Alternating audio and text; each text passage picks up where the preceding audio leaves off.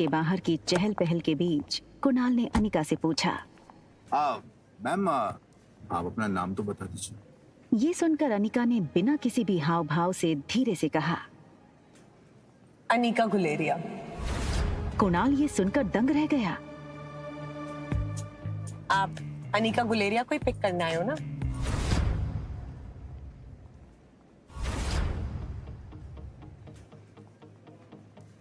अरे वो उस मोटी को तो मैं टैक्सी में भेज दूंगा। एक काम करिए, आप दोनों मेरे साथ मेरी कार में चलिए, मैं ड्रॉप कर दूंगा आप लोग।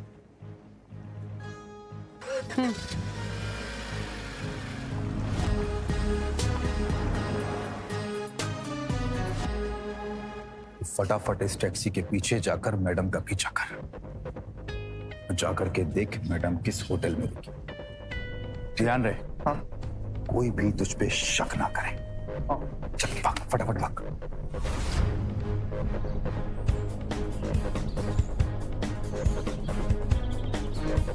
अगले 1 घंटे में अनिका की टैक्सी मनाली की सबसे बड़ी 5 स्टार होटल पैराडाइज इंटरनेशनल में दाखिल हुई। रुकिए। लेकिन उसका पीछा कर रहे राजू को होटल के मेन गेट पर ही रोक दिया। होटल का प्रीमियम इंटीरियर्स और फर्नीचर्स, आकर्षित एम्बियंस और वेलकमिंग स्टाफ को देखकर समझ आ रहा था कि क्यों देश विदेश से आए टूरिस्ट्स मनाली के इस शानदार होटल में रहना पसंद करते थे।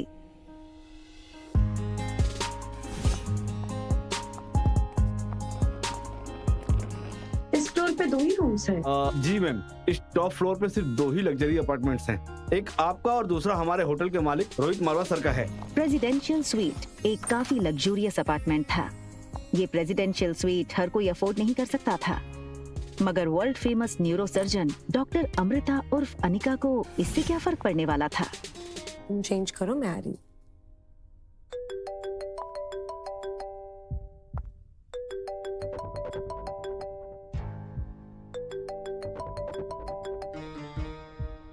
Hello Anika, what kind of behavior is this?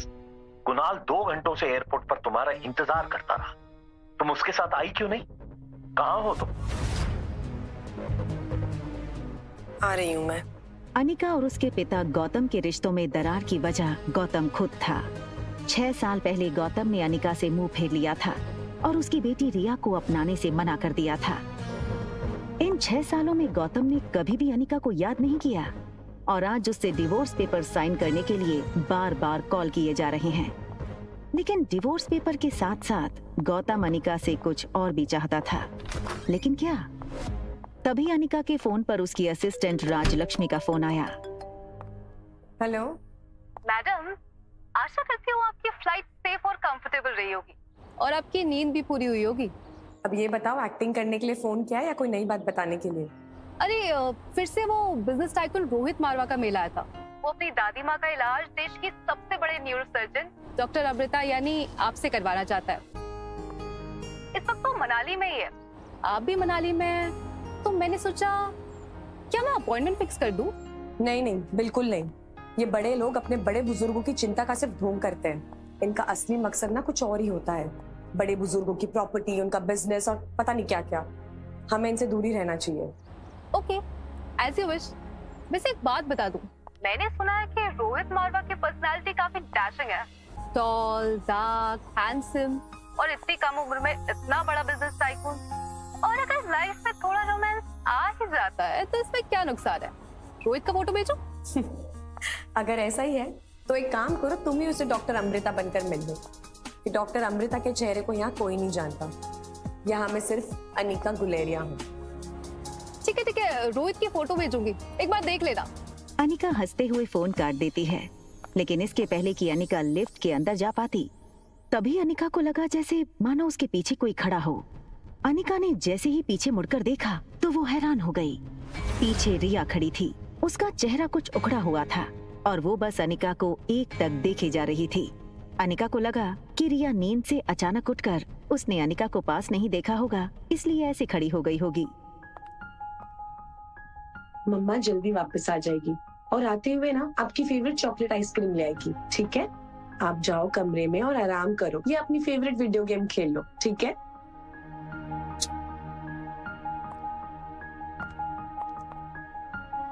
सीधा कमरे में ही जाना, okay? Mama loves you and she will miss you a lot. बाहर जाने की जल्दी में अनिका एक बात भूल रही थी कि उसने अपने कमरे का दरवाजा बाहर से बंद किया था। फिर भी रिया रूम से बाहर कैसे आ गई थी?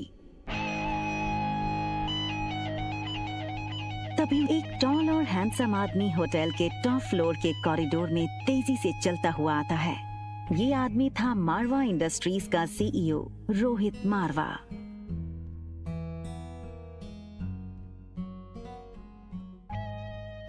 बेटा तुमसे कितनी बार कहा है कि बिना बताए रूम से बाहर मत निकला। मेरी बात सुनते क्यों नहीं आ रही? जिस लड़की को रिया समझकर कुछ ही पल पहले अनिका ने बात की थी, वो बच्चा रिया नहीं बल्कि आर्यन था। रोहित मारवा का इकलौता बेटा आर्यन, मारवा इंडस्ट्रीज का इकलौता वारिस।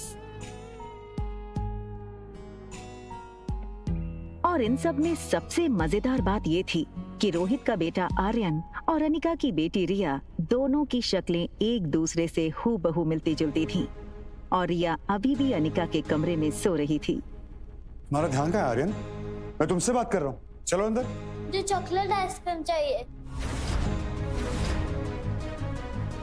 ये सुनकर रोहित थोड़ा हैरान हो गया। हमेशा गुमसुम और गुपचुप रहने वाला आर्यन का बर्ताव आज रोहित को कुछ अजीब लग रहा था। आर्यन के गाल पर लिपस्टिक का निशान देखकर रोहित हैरान हो गया।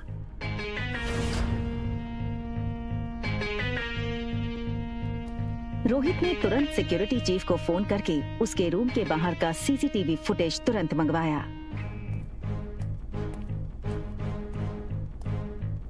फुटेज में रोहित ने जो देखा वो देखकर वो दंग हो गया। आर्यन एक ऐसा बच्चा था जो किसी अजनबी से तो दूर बल्कि रिश्तेदारों से भी ज्यादा बात नहीं करता था, ना ही उसके पापा के अलावा किसी के साथ मिक्स होता था। लेकिन सीसीटीवी में आर्यन ने एक बिल्कुल अजनबी औरत को अपने पास आने दिया, यहाँ तक कि उसे किस भी करने दिया। ये बात रोहित को बड़ी अजीब लगी। दूसरी तरफ अनिका गुलेरिया हाउस पहुंच गई थी। गुलेरिया हाउस उसका अपना घर। कामिनी यानी अनिका की सौतेली छोटी बहन, उसी के बर्थडे की पार्टी चल रही थी।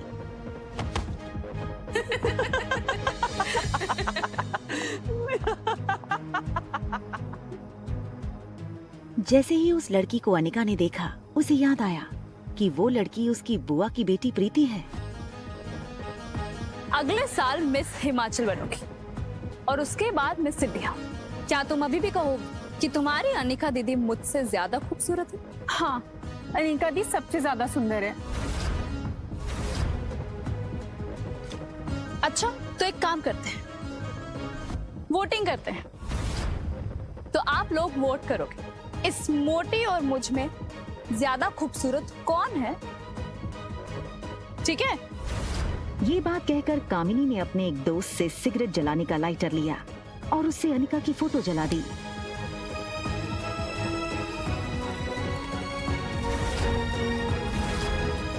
दूर खड़ी अनिका चुपचाप ये सब देख रही थी।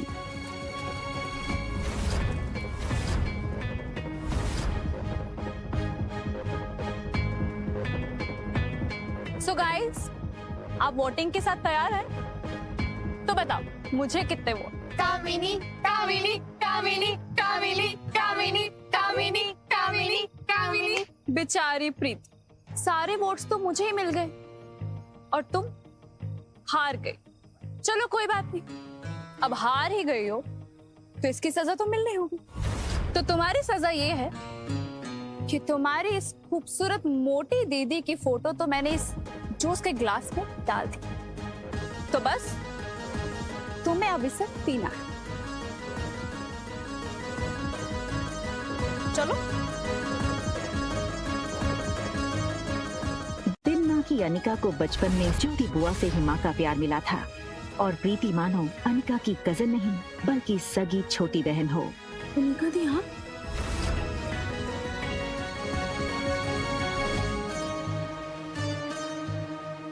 हार और जीत का फैसला खेल खत्म होने के बाद होता है और खेल अभी खत्म नहीं हुआ है। अरे यार, ये अनिका इतनी खूबसूरत कैसे लग रही है? हाँ यार, किसी फिल्म की हीरोइन जैसे लगने लगी है। Oh my God, she looks so sexy. जीत किसकी हुई है ये तो पक्का हो गया है। तो अब जो सजा तय करी थी वो पूरी कर ली जाए। चलो पी लो। और तभी ग्लास टूटने की आवाज सुनकर गौतम और अनिका की सौतेली माँ मनीषा वहां आ गए। पापा, मम्मा देखो ना, ये अनिका मेरी बर्थडे पार्टी में आकर मेरी पार्टी खराब करना चाहती। पहले तो बस इसे इतना कहा कि तुमने अपना वजन कैसे घटाया, और ये कहने लगी कि मैं तुमसे काफी खूबसूरत हूँ और तो और तुम्हारी औकात ही क्या है मेरे साथ। सबके सामने मेरी इज्जत थी पापा। बस करो अनिका, बहुत तमाशा हो गया। एक डिवोर्स पेपर पे साइन करने के लिए और कितना नाटक करोगी तुम? हमारे साथ अंदर आओ, तुमसे कुछ जरूरी बात करनी है।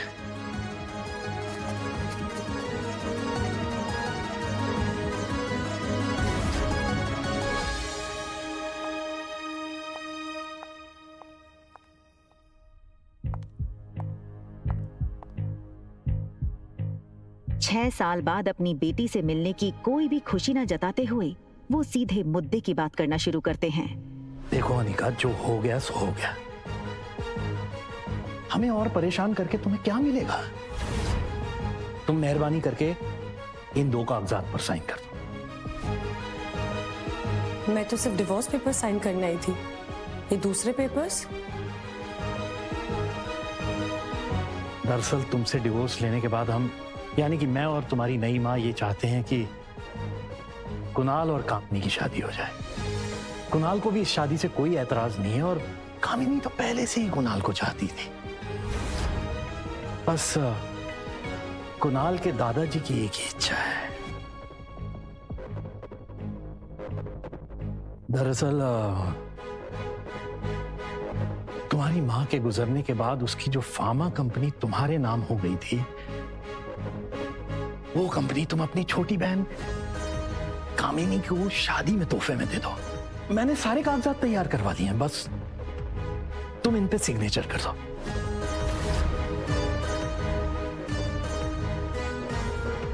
वो कभी सोच नहीं सकती थी कि डोगरा खानदान के साथ रिश्ता बनाए रखने के लिए उसके पापा इतना नीचे गिर सकते हैं।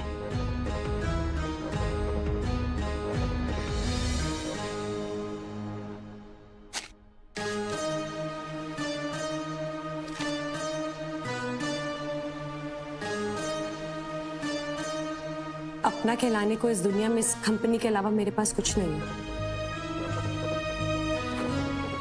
माफ कर दीजिएगा, लेकिन ये कंपनी मैं आपको नहीं दे सकती।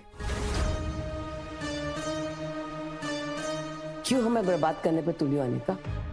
वैसे भी बिन ब्याही माँ बनकर जो समाज में तुमने हमारी इज्जत उछाली है, वो कुछ कम है क्या?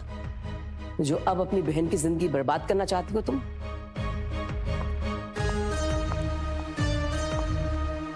तुम्हें क्या लगता है कि अगर तुम कंपनी मेरे नाम नहीं करोगी तो कुणाल मुझसे शादी नहीं करेगा? वह मैं तुम्हारा। कुणाल मुझसे शादी इसलिए करना चाहता है क्योंकि वो मुझे पसंद करता है, ना कि तुम्हारी उस फैक्ट्री के लिए, जैसे उसे तुम्हारे साथ करनी पड़ी। लेकिन तुम ये सब नहीं देख सकती हो क्योंकि तुम मुझसे बचपन से ही चलती हो। कौन किससे जलता है ना, इसका नमूना तुम बाहर देख चुकी हो। बचपन में अनिका का फायदा हर कोई उठा ले जाता था। आज अनिका को इस तरह सबके अरमानों पर पानी फेरता हुआ देख सब लोग गहरे शौक में थे। समझती क्या हो अपने आप को?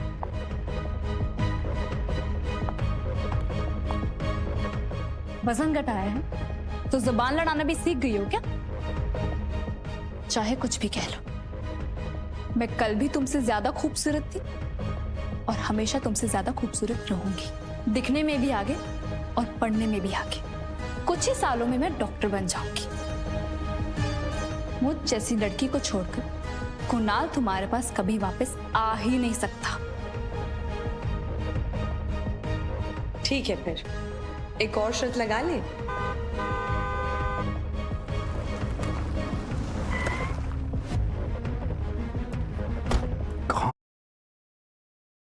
राधे राधे बोल मना, धन का क्या पता।